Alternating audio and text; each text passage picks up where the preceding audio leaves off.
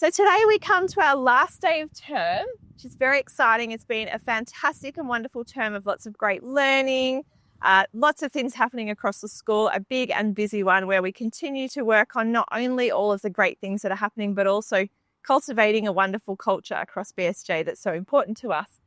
Now, Kathy, our incredible assistant head of wellbeing across our primary school, you have been doing some fantastic work from all areas, from Kukangs all the way up to year 6, in continuing to integrate our wellbeing scope and sequence and our learning for wellbeing throughout all areas of the classroom experience and outside as well. Now, last week and over the last few weeks, actually, you've been doing some wonderful wellbeing learning walks and getting into each of the groups and seeing what's happening and how that's all transpiring. Would you like to share some of that with our fantastic community? Absolutely. Honestly, it's been the highlight of my term. I've had the pleasure of being able to go into every one of the year groups. It's actually been specifically the wellbeing session, so the explicitly taught wellbeing sessions where teachers and students are covering those learning intentions from the wellbeing scope and sequence. And quite genuinely, I have been blown away to see the students so engaged in the material and to see the wonderful ways that our teachers and, alongside students, because students are definitely part of that planning process too, planning these really hands-on, meaningful activities has been an absolute pleasure. As I said, a real highlight of my term. I absolutely love it.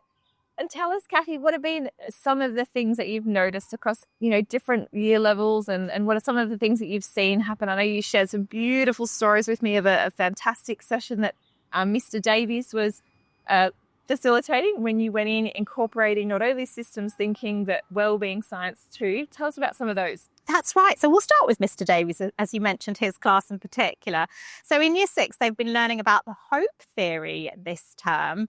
And when I went into that classroom in particular, it was wonderful to see that the students were coming up with some of their own goals, which is linked to hope theory. They were able to talk about how hope is not just about wishful thinking, that actually when you're setting goals, these need to be SMART goals. You've got the agency to set your own goals, but they also spoke so articulately about how they were going to achieve these goals through different pathways. So planning how you're going to meet these goals that you set for yourself.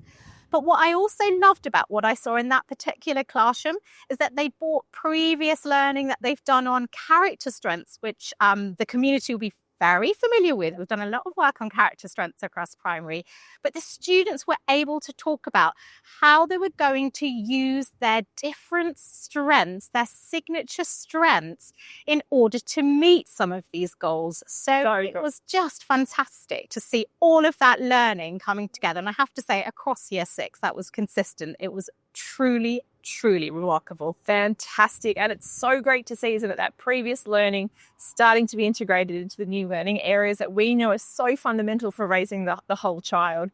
And what about the younger years? What have you noticed down there? Do you know what? As the community will be aware, the wellbeing scope and sequence has been planned in a cyclical way. So students will be revisiting themes that they've covered previously, but obviously it gets more and more complex. What was lovely to see down in Key Stage 1 in year 1 was actually strengths again, but this was an introduction to the character strengths. So the students were learning about some of those 24 character strengths with a focus on perseverance and bravery. And what I loved was the students being able to use that language incredibly intentionally, but then think of examples when they have used their perseverance or where they've had to be brave. It was all linked to storytelling. So teachers had shared stories with these themes initially, first of all. They were doing pictures, so it was super creative. They were drawing pictures of when they've had to be when they've had to persevere, or when they've had to be brave. Again, for me, the real standout was how well they were using that language. They were really interacting with those learning intentions, and they were just so enthused and so engaged. They couldn't stop speaking to me about it. So fabulous. And all of the work that you, the team, the teachers and our students have been doing, so incredibly proud. It's very exciting to see all of this come alive and lots of really exciting things starting to transpire, which is fantastic. Now, Kathy, one of the things that we've been designing in our long-term wellbeing strategy is, we understand that wellbeing, it's not just a taught concept. It's taught, caught, it's sought, and we want it to be genuine. We want it to be authentic. We want to create meaningful learning experiences where children are engaged, are motivated, and can excel in the best possible way they can. And you've been focusing across the primary significantly on learning design, agency, inquiry-based learning, and making sure that we've got more of an interdisciplinary approach in what we're doing. Can you tell us a little bit about that? Yeah, honestly, it's been going so well in primary with learning design. We've done a lot of work on learner agency in particular. So we've had students having a say, perhaps even in the learning environment and what works for them in terms of a learning environment. So in some of the classrooms, students have been able to plan sort of collaborative areas for working, but also individual spaces, because that's going to be what suits them best. So we're really personalising the experience and making sure that they're able to bring in their voice.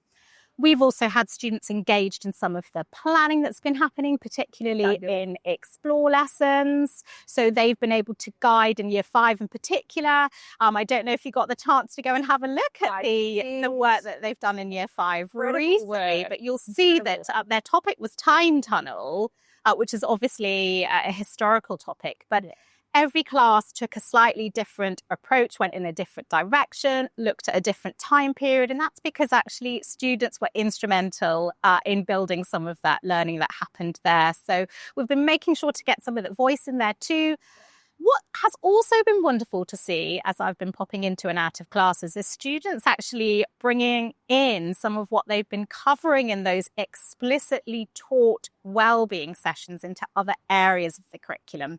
And here I'm going to go to year 2 because I know that in year 2 they have also been focusing on mindset. So they've been talking a lot about growth and fixed mindset. And to hear a 6-year-old child saying, do you know what? This is a really tricky maths problem, but I'm going to give it a go. I'm going to use my growth mindset. I'm not going to have those limiting beliefs about myself. I'm going to use my growth mindset and I'm going to give this question a go.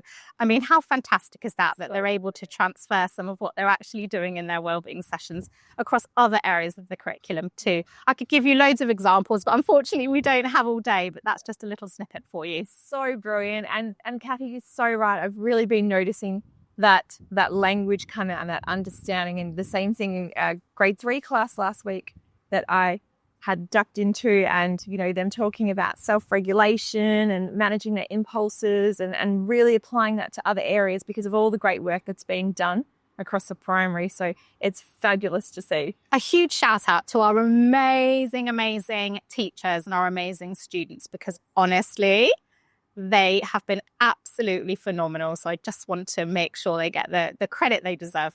Brilliant. At BSJ, of course, we know and we value that wellbeing and social emotional learning skills are a far better predictor and bigger predictor of long-term success than what academic grades are. And we put academics and wellbeing hand in hand because we know that that's what's going to support the whole child as they grow.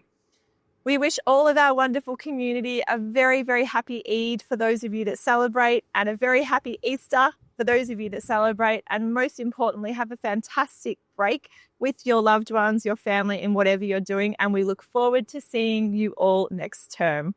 Thank you.